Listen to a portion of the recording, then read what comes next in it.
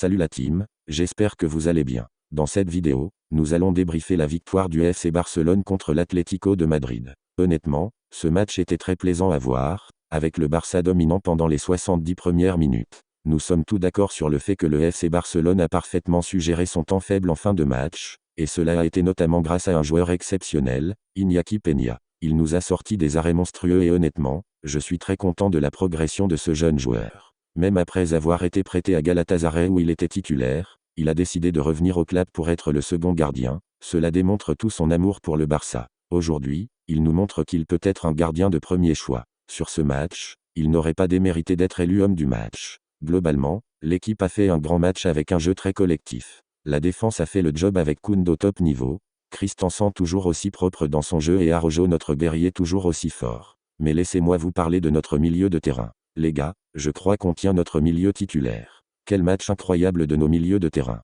Frenkie de Jong a été tout simplement incroyable. En plus de sa capacité à casser des lignes, il était omniprésent sur le terrain avec une lecture de jeu incroyable. Honnêtement, pour moi, on tient le successeur de Sergio Busquets. Plus besoin de chercher, avec ce retour défensif qu'il nous a sorti à un moment donné.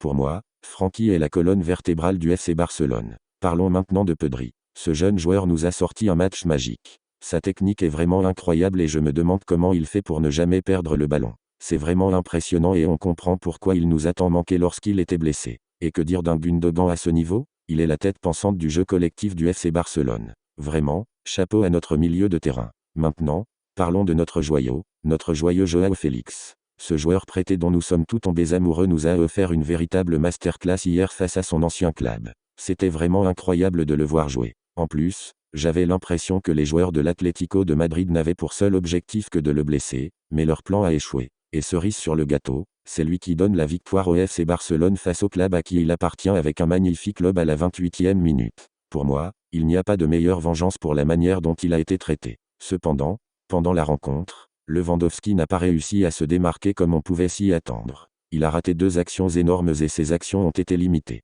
Il a eu du mal à trouver le chemin des filets. C'est décevant de voir un joueur de son calibre ne pas être à la hauteur dans un match aussi important. Maintenant, j'aimerais connaître votre avis. Dites, qui est votre flop pour ce match face à l'Atlético de Madrid? N'hésitez pas à nous donner votre opinion en commentaire.